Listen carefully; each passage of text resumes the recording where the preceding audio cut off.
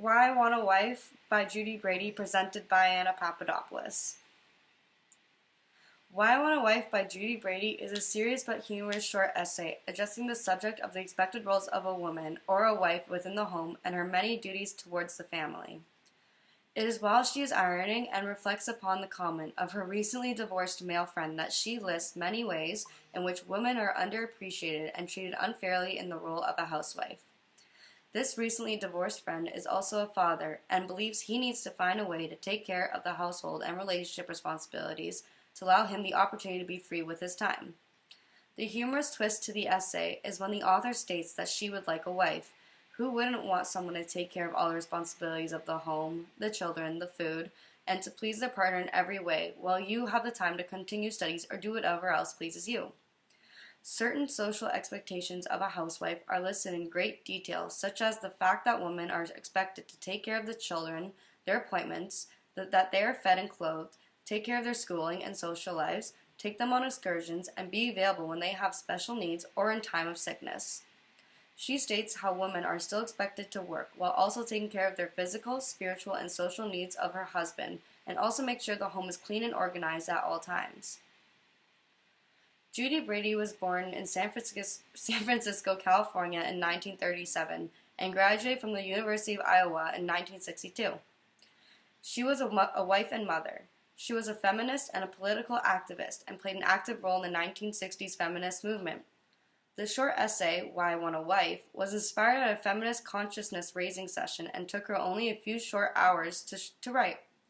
The essay was first read out loud at a 1970 rally to celebrate the 50th anniversary of women's right to vote in the U.S., and was later published in Miss Magazine in their first issue in 1972.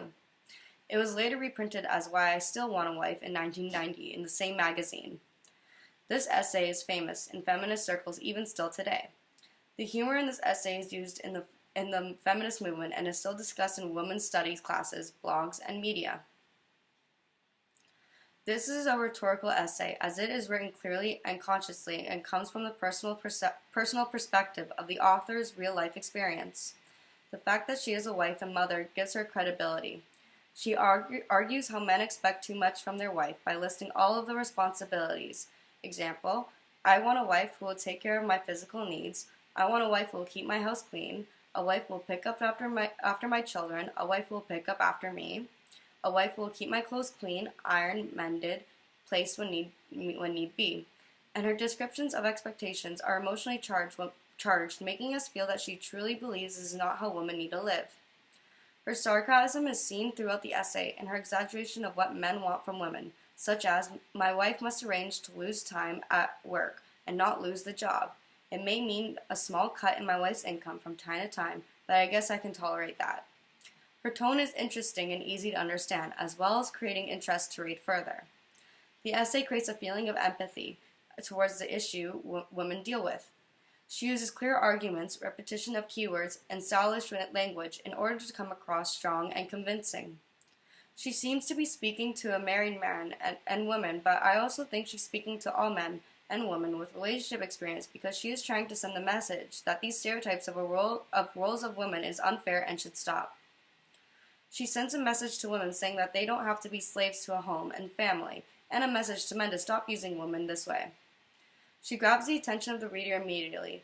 The title is very interesting and makes you curious and makes you wonder why a woman would want a wife. I was very drawn to this essay at first glance.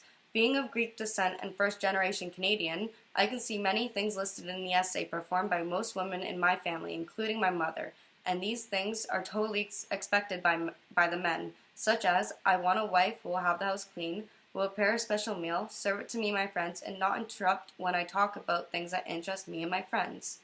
I want a wife who takes care of the needs of my guests so that they feel comfortable, who makes sure that they have an ashtray and that they are past the hors d'oeuvres, that they are offered a second helping of food, that their wine glasses are replenished when necessary, that their coffee is served to them as they like it, and I want a wife who knows that sometimes I need a night out by myself.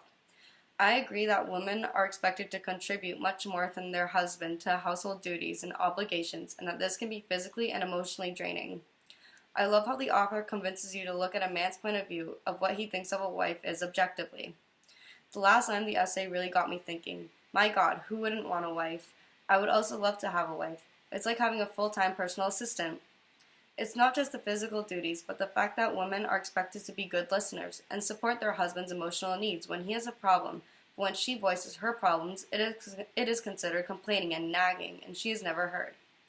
In my personal experience, I've seen my father come home from work after having a bad day and dumps everything on my mother, while she consoles him and makes him comfortable, maybe serves him a warm plate of food. But all too often, my father will dismiss my mother's bad day as unimportant. I see this type of mindset in ethnic families more than any other. I believe that since this essay was written, many people, including men, have changed their level. Continuing to educate the public and stand up for women everywhere is just as valid today as it was back then. Thank you for listening for my presentation.